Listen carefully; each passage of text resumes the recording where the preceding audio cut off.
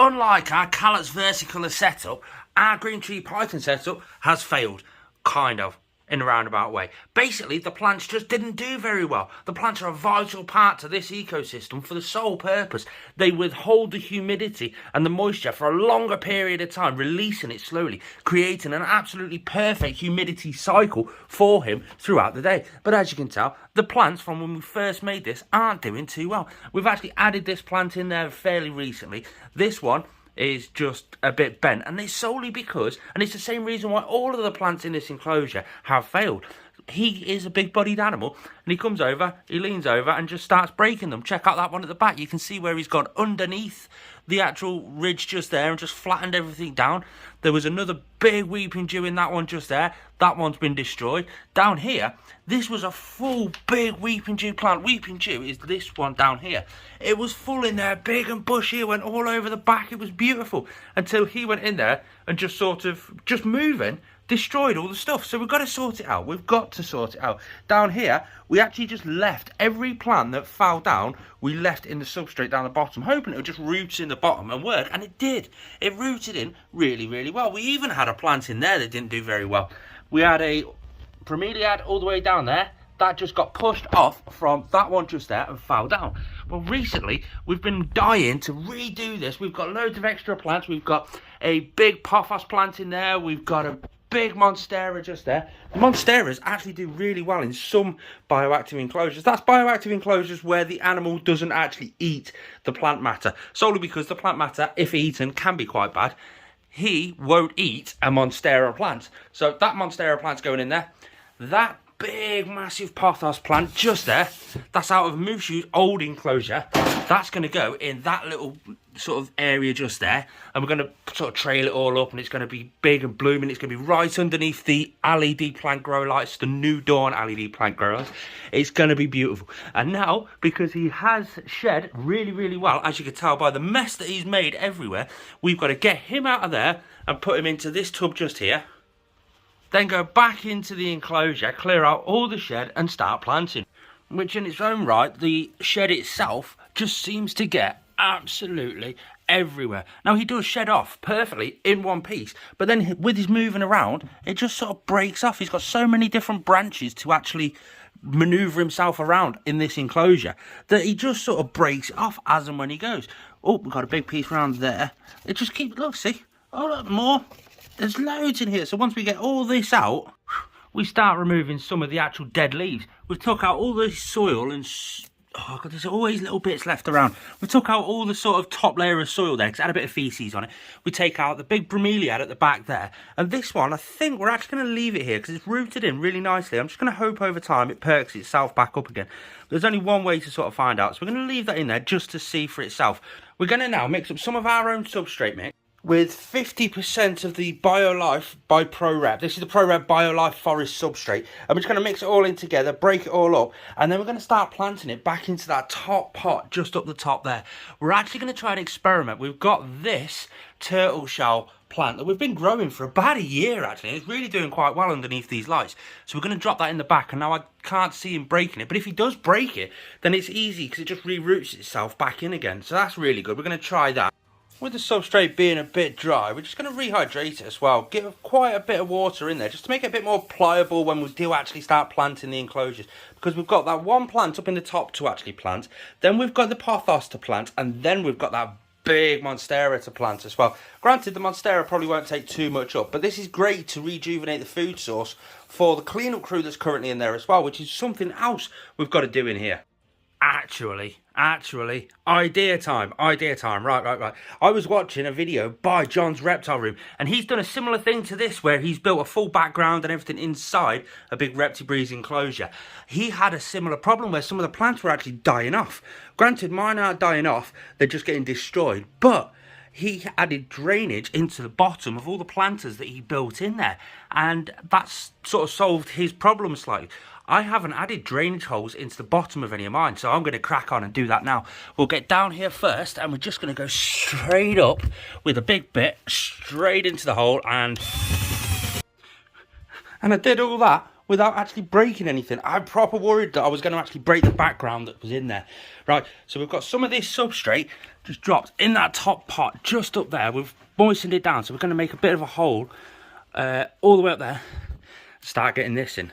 Now, it's going to be a simple case, hopefully. This was just a few of these petals just dropped onto some soil, and then over about a year, it's grown into this amazing thing. So I'm hoping it does quite well, because I've put a lot of effort into it.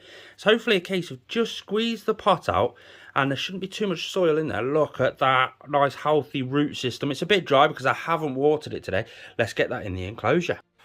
We'll just give that a bit of a water down up in that corner just there. We're going to try and moisten that side up as well, because hopefully it'll root in there as well, just to sort of make it a bit more stable. But yeah, it's looking good. Hopefully it climbs all at the back wall, drapes down over to those two bromeliads all the way down there. They've actually done quite well down there, these bromeliads. I have to give them a clean every now and then, because there's a bit of soil that gets on them and gets in them. Clearing that piece in the middle is vitally important, because that's how they drink the water. But now for the big pothos plant that's inside this big enclosure. We've got to sort of organise it a little bit, because it is wrapped up quite heavily inside, there we go, little bits of fake plants. We don't want the fake plants in there, so we have to sort of bed them out a bit. This is weird, because this one wasn't aimed to, oh, look at how big that is. It wasn't aimed to be a big plant like this. It was just chucked in to help with the humidity cycle, and it's just grown massively. It looks weird because it has grown in cocoa fibre, which was just strange in itself. Right, I've got to figure out how I actually built half of this enclosure up. We'll get this log work out just over here first, because that should, in theory he says, why is it tangled there? Ah, there's a piece of dead root tangled around it, so we'll get that piece out just there, and that leaves us basically just the plant itself. So it goes up over the back wall.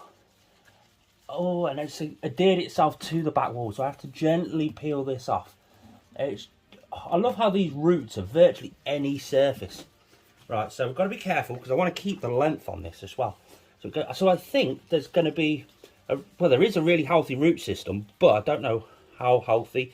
I don't know how many bits are actually bedded into the soil. And I hope, I've left this to dry out for a few days, so I hope it really does settle into the new enclosure really, really well. So this side melts into there.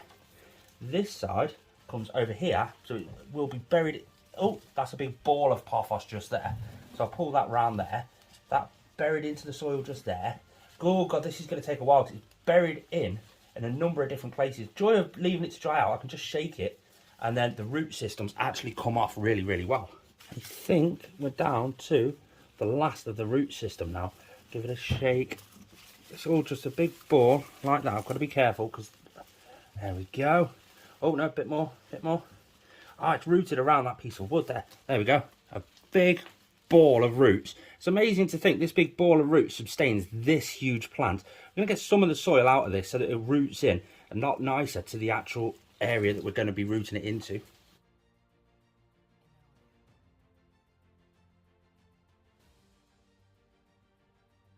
And already it's starting to look really good with that turtle shell plant at the back and the pothos. We've weaved it up there, basically planted it at the back of that planter just there. We've double wrapped it around there. We've weaved it up there. We've put it up that branch just there, up into that corner. And we've come down and over. So currently, it looks like this. Now, the kicker is we still have a big strand of that pothos plant left. So what we're thinking is we're going to put the monstera plant in, that one just there, because that's going directly in the bottom towards the back, and it's going to come up. So we're thinking that one might go well just there and curl up there. Let's unpop the monstera and see what it does. This is a little bit bigger than I expected. It is all going one way, and that's solely because it was just sat in the window for 12 months. It's just gone through to the window. But this big thing with these big branches sticking out, and these ones, and oh God, these ones over here in that little tiny narrow enclosure. We might have to sort of train them to sort of go up a bit. I mean, maybe even do some cuttings, get some bits off it, but it's huge. But we've still got to unpot it and get it over here. I wonder if it will grow as much as this one did inside my Calyx versicolor enclosure, because that's only been in there for 2 months, and these leaves started off life about here. Now they're already up there touching the UV lights, but he absolutely loves to hide away from the UV directly underneath the leaves. So I don't know, maybe I'll take some cuttings off that and start growing a new one. I mean, it may look a bit full, but he can still access everything that he needs to access. There's still light going into the top over there to the pothos roots and the pothos plants. Everything's got access for the plants, and it's perfect for him because he can still get above the canopy, which is what they do in the wild, and he can still get out of all the rays if he so feels the need to. We've got to give everything a really good water now, make sure everything's in, and then we can start getting him back in. Luckily, this plant's been with me for, oh God, all these plants have been with me for over a year, so they are well quarantined. Let's get him back in, shall we? There he is. He's just having a little explore. He's a little bit agitated, which can be totally normal for him. He's just got to totally explore and realise that his environment isn't actually a threat to him. Once he realises that, he'll start settling down a little bit. 3 days later, and you can see what he's done. He's up in that dark corner. I've put that towel on there solely because there's a bit of ventilation down there, and I just wanted to keep the humidity in, just that little piece, plus give him a really dark section to go to. And he loves it under there. He absolutely loves it. But he has flattened off some of the Monstera plant. You can see some of the leaves are a little bit bent over and stuff, so I'm going to straighten them out a little bit. But everything else is doing really, really well. That Monstera plant, again, it's just going to get used to his enclosure, and he's going to get used to that plant, so that'll just thrive eventually. But it's really doing really well. It's nice to see that he's able to still climb on all the branches. He's still been going around everywhere. He was curled up there last night. It's just working amazing. You can see how this is broke. That's solely because if you watch my TikToks, the first place he actually coiled up at night was on that hose, so it just bumped out a little bit. So when he moves out of that corner a bit later tonight, I'm actually going to go in and get that nozzle off, solely because he doesn't use the misting system that is in there already. Thanks for watching in, guys. If you're new around here, subscribe.